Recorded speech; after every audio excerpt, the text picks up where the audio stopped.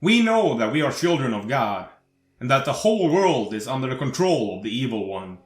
1 John 5:19. Greetings, mortals, and a capital day to y'all. As usual, this is me, your humble host Simeon, welcoming you back to the Library of Gnosis. I have previously made a video titled, "Is Yahweh, the God of Christians, actually Satan in disguise?" which will be linked below in the description. Anyways, this was an introduction to the concept, and I provided all the information I had concerning the topic at the time. But, as things tend to do, I have accumulated more knowledge over time.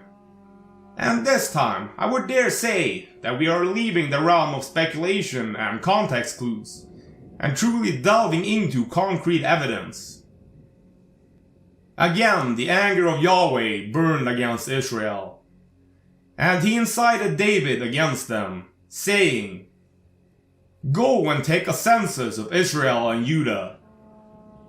So the king said to Joab and the army's commanders with him, "Go through the tribes of Israel, from Dan to Beersheba, and enroll the fighting men, so that I may know how many there are." 2 Samuel 24. The previous verse is from the book of Samuel, and is a chronology of a certain event, the counting of the armies. But did you know that this chronology is repeated and rephrased in the book of Chronicles too? So let us take a look at those verses. Satan rose up against Israel, and incited David to take a census of Israel.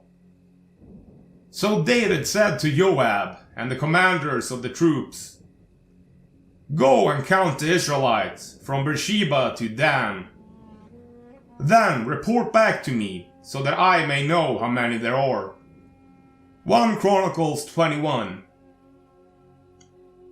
As you can see, it recounts the same event, the counting of the armies. But instead of using the name of Yahweh, it is instead replaced with the name, title, or role of Satan.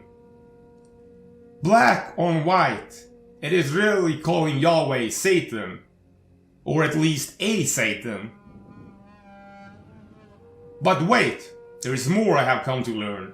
First, a bit of context is needed. Then a war broke out in heaven. Michael and his angels fought against the dragon, and the dragon and his angels fought back.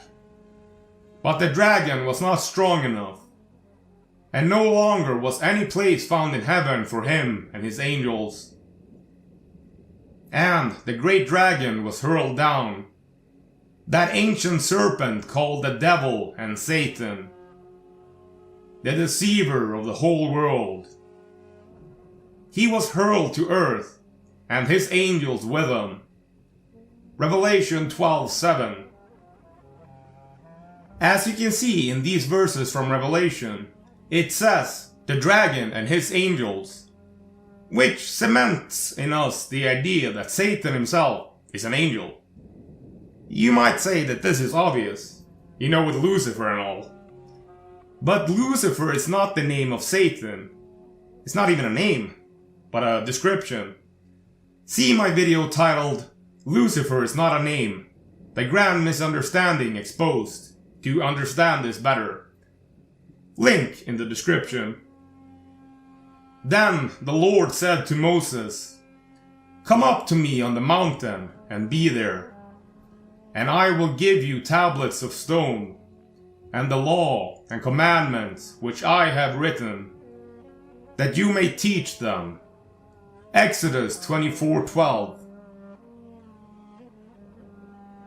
Here Yahweh is giving Moses the stone tablets containing the 10 Commandments. Nothing strange about that, right? Well, just like the verse from Samuel, the same event is also recounted again, this time in Acts, and I think it speaks for itself. This is that Moses who said to the children of Israel, The Lord your God will raise up for you a prophet like me from your brethren. Him you shall hear. This is he who was in the congregation in the wilderness with the angel who spoke to him on Mount Sinai, and with our fathers, the one who received the living oracles to give to us. Acts 7:37. Here the Almighty Yahweh is mentioned as merely being an angel himself.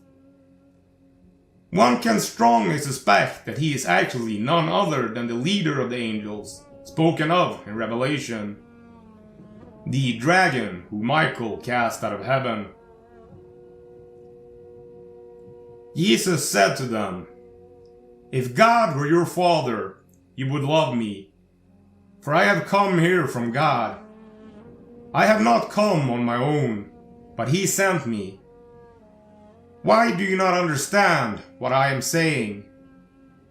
It is because you are unable to accept my message. You belong to your father, the devil, and you want to carry out his desires. He was a murderer from the beginning, refusing to uphold the truth, because there is no truth in him. When he lies, he speaks his native language, because he is a liar and the father of lies." John 8:42. Now we no longer see the morning star, but the star of dusk. If you want to watch my latest videos early before they are made public, and get access to all my scripts, which include my sources, then please consider becoming a member, either on YouTube or on my Patreon. Did you enjoy the video? Then please give it a like and a comment. Subscribe for more in the future. I will see you in the next one, mortals.